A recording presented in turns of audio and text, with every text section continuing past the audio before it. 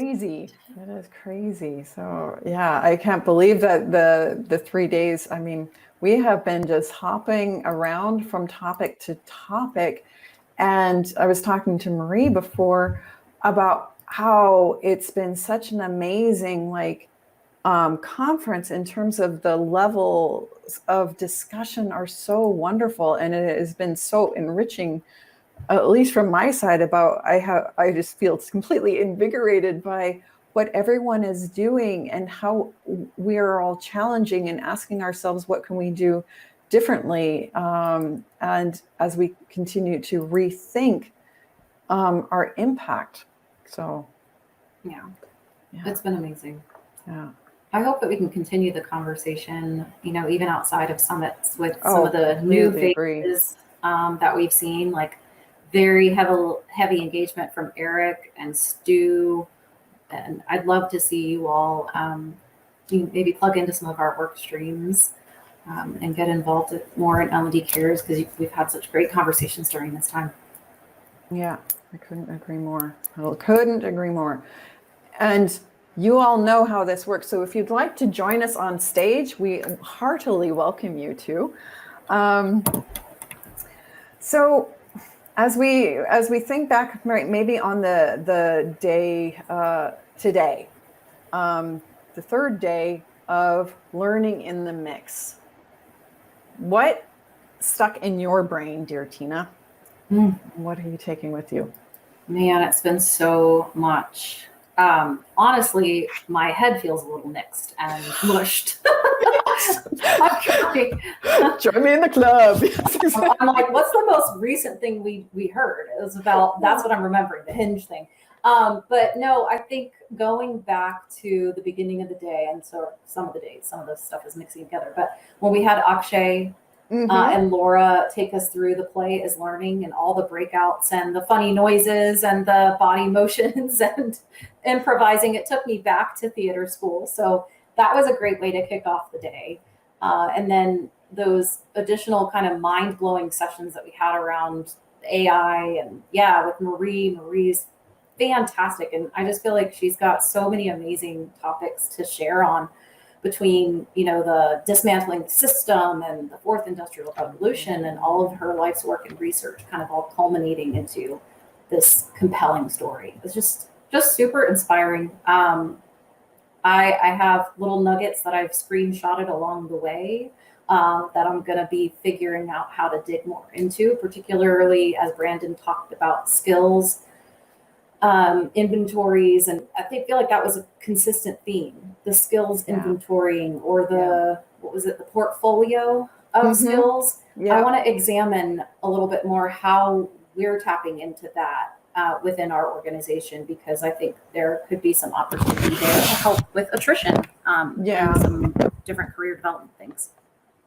Well, and I think, one thing to that point around what are my opportunities here? Where can I grow into? Because the aspect of career pathing, of what are the experiences that are necessary to help you get into what is that type of role of the impact, rather than, I think oftentimes people were focusing in the past more around titles rather than what you actually get to do in that role, which is a much more enriching conversation.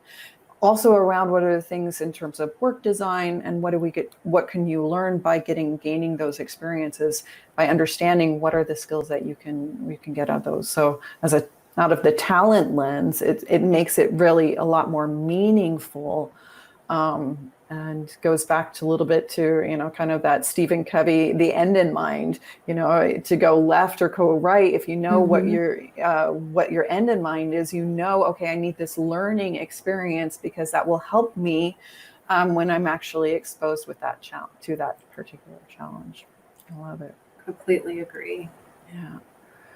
What I also really liked today, and I think I really liked the way Brandon called it, the Great Reawakening. So from taking it from the Great In-Between to the Great Reawakening, and not having it as the Great Resignation, is this aspect of what are we getting out of work, and how are we rethinking what is necessary, and is this fit for purpose?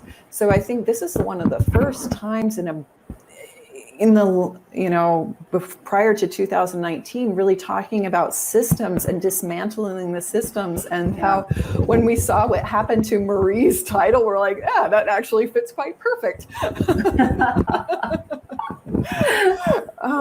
So really truly understanding, and this was also one of the big surprises of 2020, how productivity actually went up because people weren't doing a lot of the waste work because it wasn't fit for purpose. And so that really drove that ability to say, hey, let's rethink what we're doing. Does this even make sense? So I'm very appreciative of those conversations, and really, Brandon's talk about drilling into the program in terms of adoption, and what are those hindrances of barriers and creating inequities of something that seemed, oh yeah, if people invest $1 in the day, that should be no problem. They should be able to do that.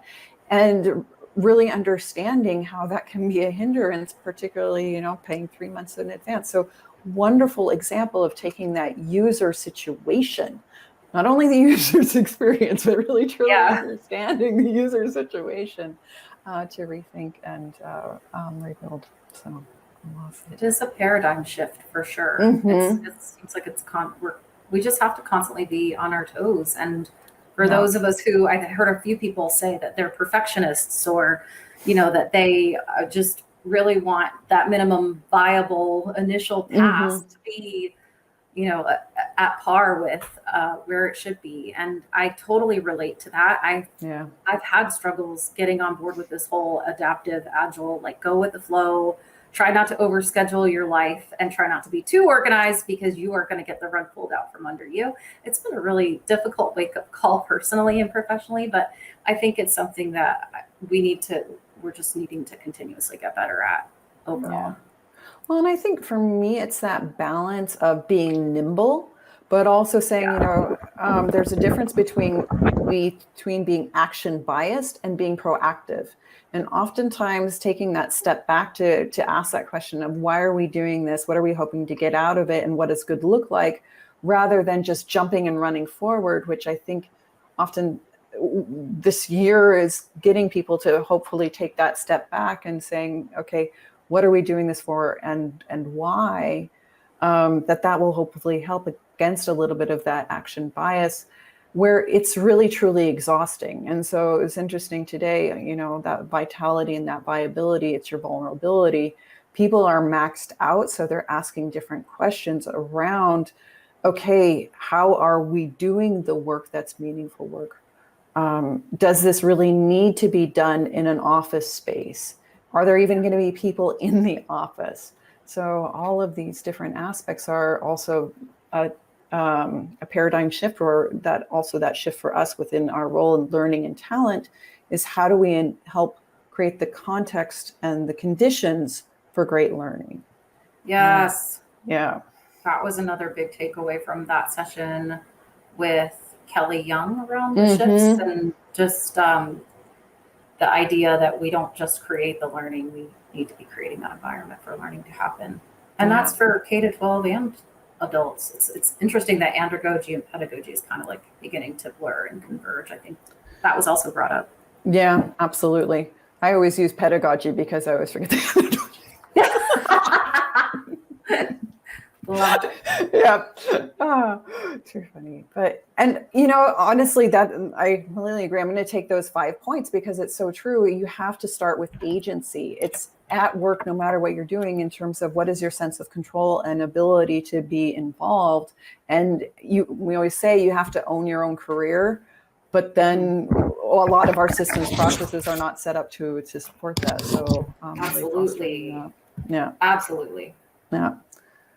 So do you see Brandon's dial spinning as well, or is that just me? I do. And expected that maybe he is not really intending to be connected, but he might have air meet minimized. Like I've done that before, and I didn't realize I Gotcha. was in a session and I'm like not muted and I'm just on stage. It's happened to So me before. Okay, too funny. See? yeah, Yeah. But a huge kudos and shout out to Brandon. I think, really setting that stage of that reframing, rethinking, and that humbleness to say, hey, we need to pause and notice as we look to our metrics, what's going on here, and doing that experiment to learn with those reiteration processes. All right. yeah. So, awesome. Liz, huge kudos to you because you have been the mastermind and the guide and the herder of cats and all the things that have gone into making this thing a success.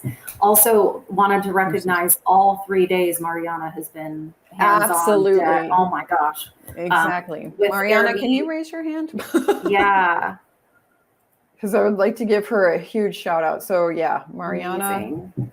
learned how to do the welcome into the awesome in June, and here completely brought it.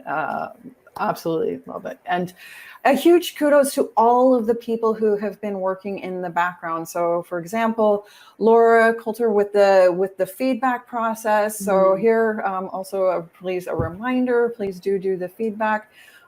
Nikki and Mariana and Laura are already starting on the videos. So you have probably seen in the instant replay, you can get those videos.